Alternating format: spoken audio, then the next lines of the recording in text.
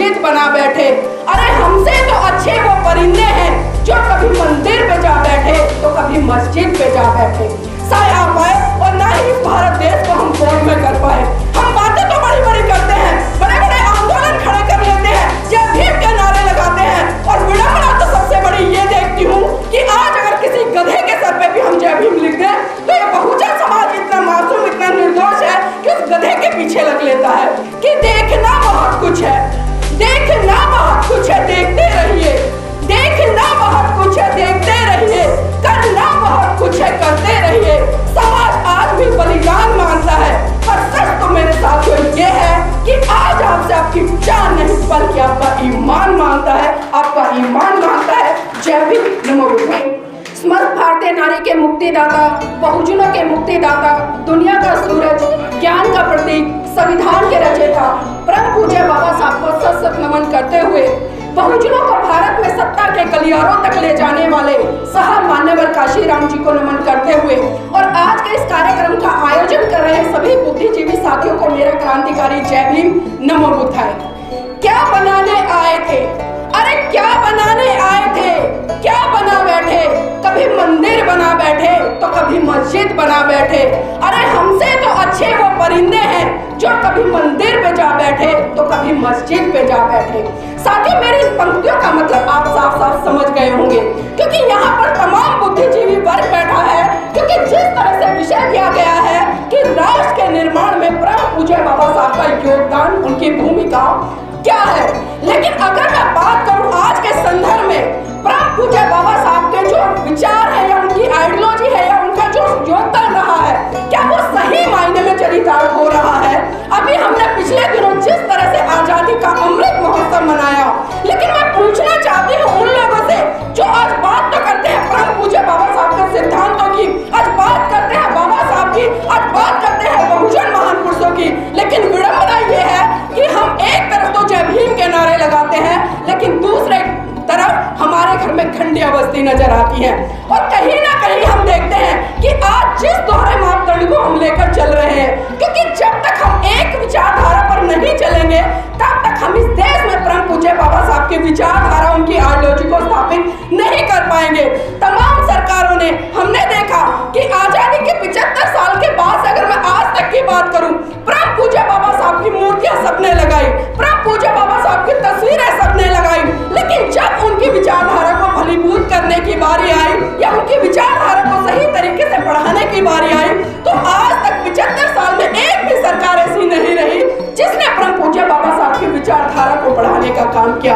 आज लोगों ने सरकारी दफ्तरों में परम पूज्य बाबा साहब और भगत सिंह की तस्वीरें तो लगा दी, लेकिन क्या उन्होंने परम पूज्य बाबा साहब की वो 22 प्रतिज्ञा किसी ऑफिस में टंगवाई या भगत सिंह के जो मैं नास्तिक क्यों हूँ उसकी कुछ पंक्तियां लिखकर टंगवाई? नहीं, क्योंकि उनको पता है जिस दिन हमने ऐसा कर दिया उस दिन से इस देश में क्रांति उत्पन्न हो जाएगी, एक क्रांति खड़ी हो जाएगी। आज हम बहुत बड़ी बड़ी बातें तो कर लेते हैं, लेकिन साथियों सच्चाई ये है कि जब परम पूज्य बाबा साहब या बहुजन महान पुरुषों को सही रूप से मनोसात करने की बारी आती है तो हम उसमें बहुत बड़े स्तर पर फेल होते नजर आते हैं। और ये बातें मैं इसलिए कह रही हूँ क्योंकि परम पूज्य बाबा साहब के 2 सपने थे। आप सभी जानते हैं कि एक तरफ तो परम पूज्य बाबा साहब ये कहते थे कि मेरे भारत देश का जो बहुजन समाज है वो इस देश की सत्ता पर काबिज हो, इस देश का हुक्मरान बने। दूसरा जो सपना था कि पूरा भारत मौज में हो, लेकिन विडंबना है कि परम पूज्य बाबा साहब के जाने के बाद ना तो हम सत्ता में आ पाए और ना ही इस भारत देश को हम बोर्ड में कर पाए। हम बातें तो बड़ी बड़ी करते हैं, बड़े बड़े आंदोलन खड़े कर लेते हैं, जय भीम के नारे लगाते हैं, और विडंबना तो सबसे बड़ी ये देखती हूँ कि आज अगर किसी गधे के सर पे भी हम जय भीम लिख दें तो ये बहुजन समाज इतना मासूम, इतना निर्दोष है कि उस गधे के पीछे लग लेता है। लेकिन सोचना पड़ेगा क्या सही मायने में कि परम पूज्य बाबा साहब के विचारों को किस तरह से मनोसात किया जाए, किस तरह से उनकी क्रांति करके उनको जन जन तक पहुंचाने का काम किया जाए। और यहाँ पर तमाम मेरी मातृशक्ति बैठी है तो उनके लिए भी मैं कुछ कहना चाहूंगी कि जागो उठो खड़ी हो जाओ, जागो उठो खड़ी हो जाओ, चाहे अपने शीश कटाओ। अरे किसी और के लिए नहीं बल्कि अपने लिए और अपनी आने वाली संतानों के लिए इस पाखंडवाद को छोड़कर बाबा साहब के सपने को साकार कर जाओ, बाबा साहब के सपने को साकार कर जाओ। लेकिन ये कब होगा? जब हम रूढ़िवादी परंपराओं से, इस पाखंडवाद से बाहर निकलकर विज्ञान की तरफ बढ़ेंगे। लेकिन आज हम देखते हैं कहीं ना कहीं इसमें मैं अपने पुरुष साथियों को भी दोषी मानती हूँ। तमाम जितने बहुजन समाज के कार्यक्रम होते हैं, जन जागृति के कार्यक्रम होते हैं, हमारे पुरुष बाइक उठाते हैं, गाड़ी उठाते हैं, खुद तो अकेले अकेले चले जाते हैं, लेकिन कभी भी इतनी जहमत नहीं उठाते कि अपने घर से जो भी महिला, चाहे बेटी है, पुत्र वधू है, उनकी जीवन संगिनी है, उनको उस कार्यक्रम में लेकर जाए। जिस दिन मेरे समाज के पुरुष ने ऐसा करना शुरू कर दिया ना, मैं गारंटी से कहती हूँ उस देश में बहुत बड़ी क्रांति खड़ी हो जाएगी और सही रूप में परम पूज्य बाबा साहब का जो योगदान है वो आपको दिखाई देगा। क्योंकि बाबा साहब तो बहुत कुछ करके चले गए।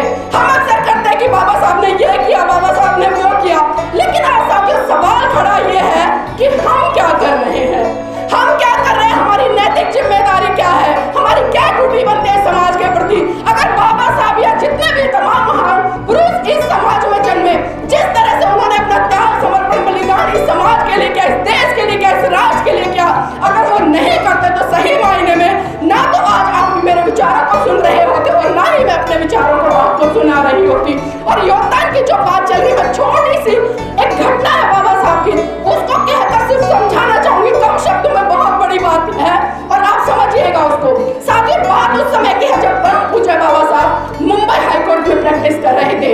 उनके पास अचानक खबर पहुंची कि साहब आपका बेटा राजरतन बहुत बुरी तरह से बीमार है, अपने जीवन की अंतिम सांसें ले रहा है।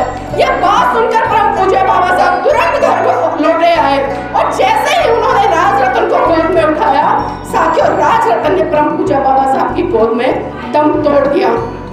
यह मंजर देखकर माता रमाबाई बिलक बिलक कर रोने लगी और साहब का कॉलर पकड़कर कहने लगी, साहब बस कीजिए, बस कीजिए साहब, बस कीजिए।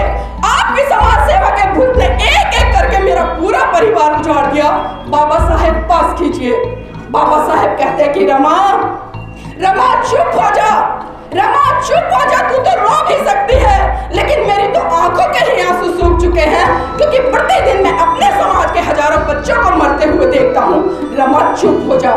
रमा फिर कहती है कि साहब, साहब मैं आज फिर चुप हो जाऊंगी, लेकिन आप मुझे एक बात बता दीजिए कि जब जब आप अपने बेटे राजरतन को गोद में खिलाया करते थे, बड़े हर्षोल्लास के साथ कहा करते थे कि रमा, रमा मेरा बेटा राजरतन बड़ा होकर एक दिन इस देश पर राज करेगा।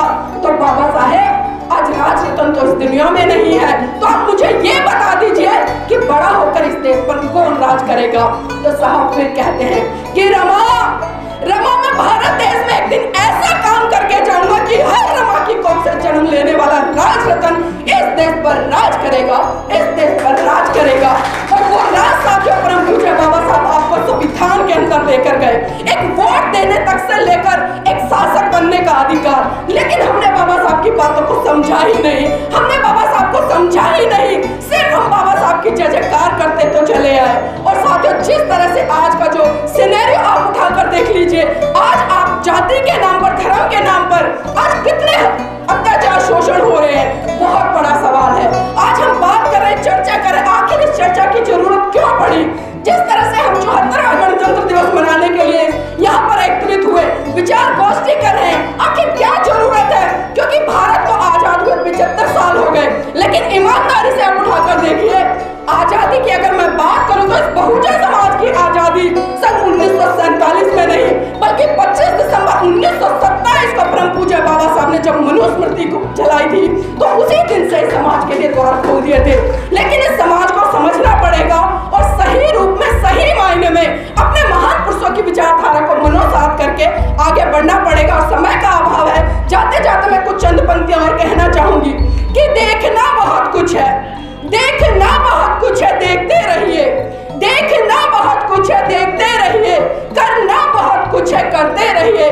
समाज आज भी बलिदान मांगता है, पर सच तो मेरे साथियों ये है कि आज आपसे आपकी जान नहीं बल्कि आपका ईमान मांगता है, आपका ईमान मांगता है। जय भीम, नमो बुद्धाय। वीडियो कैसी लगी आप अपने कमेंट्स के माध्यम से हमें बता सकते हैं और चैनल को लाइक, शेयर और सब्सक्राइब जरूर करें। धन्यवाद।